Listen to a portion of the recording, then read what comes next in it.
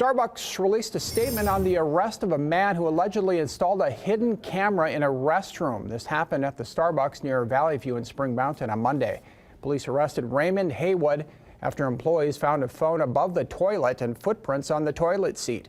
Employees told police he would go into the restroom after someone else would come out.